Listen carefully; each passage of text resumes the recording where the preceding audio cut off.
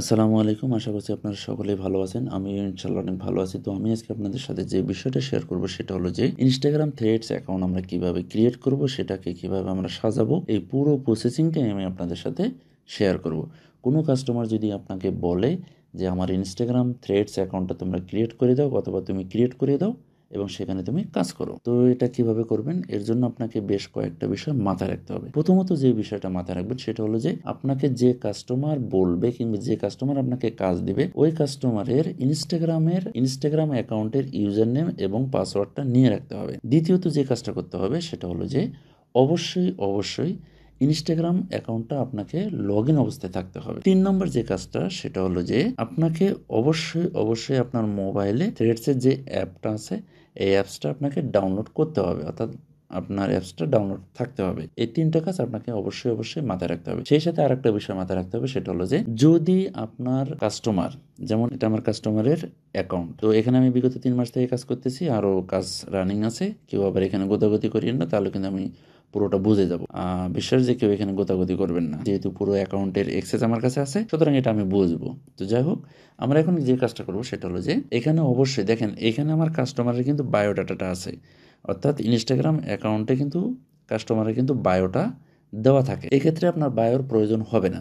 যদি আপনার কাস্টমার বলে যে না, ইনস্টাগ্রাম অ্যাকাউন্টে যে বায়ো আছে ওইটাই তুমি থ্রেডস অ্যাকাউন্টে সেট আপ করে দাও, কোনো সমস্যা নেই। সেক্ষেত্রে আপনি কি করবেন, এই বায়োটাই আপনি জাস্ট খালি ওইখানে আপনি দিয়ে দিবেন।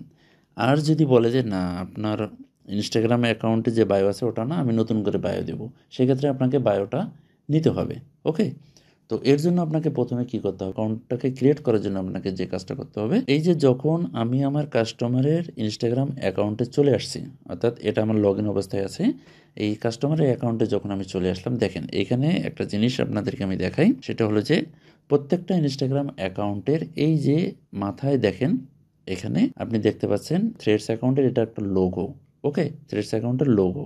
আপনি এখন কি করবেন, এই যে অ্যাকাউন্টটা ক্রিয়েট করার জন্য এই যে লোগোটা আছে এখানে আপনি ক্লিক করবেন। এখানে ক্লিক করার সাথে সাথে দেখেন আমার কাস্টমারের যে ইউজার নেম এটা কিন্তু অটোমেটিক্যালি এখানে চলে আসছে। আমি আবারও দেখাচ্ছি, দেখেন এই যে আমার কাস্টমারের ইউজার নেম, এই ইউজার নেমটা কিন্তু অটোমেটিক্যালি ওইখানে আমার চলে যাচ্ছে। যখন আমি এই থ্রেডস অ্যাকাউন্টের যে লোগোটা আছে এখানে যদি আমি ক্লিক করি, ক্লিক করার সাথে সাথে কিন্তু আমার এখানে চলে আসতেছে। এখন আপনি কি করবেন, আপনি খালি জাস্ট এই যে এখানে যে ক্লিকের অপশনটা আছে, এই ক্লিক এইখানে আপনি টাচ করবেন। এখানে ক্লিক করলে থ্রেডস অ্যাকাউন্ট ক্রিয়েট করার দিকে চলে যাবেন। এখন আমি কি করব, দেখেন এটা অবশ্যই পাবলিক।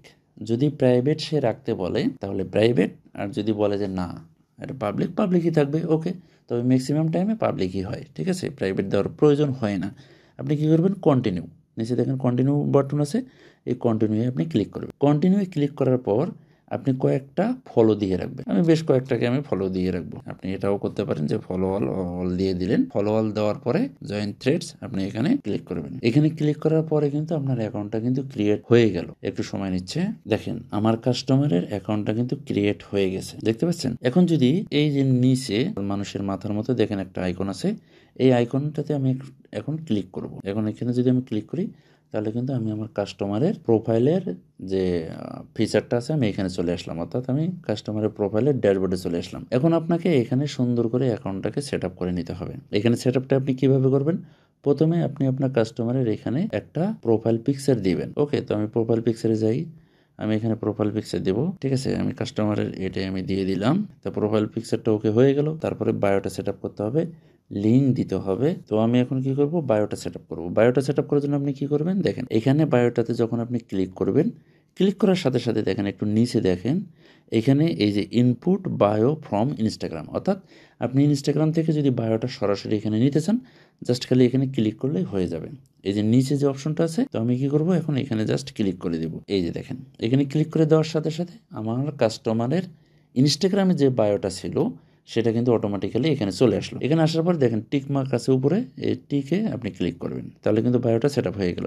এখন লিঙ্কটা আপনি আপনার কাস্টমারের কাছ থেকে আপনার কাস্টমারের ওয়েবসাইটের একটা লিঙ্ক অবশ্যই নিয়ে নেবেন।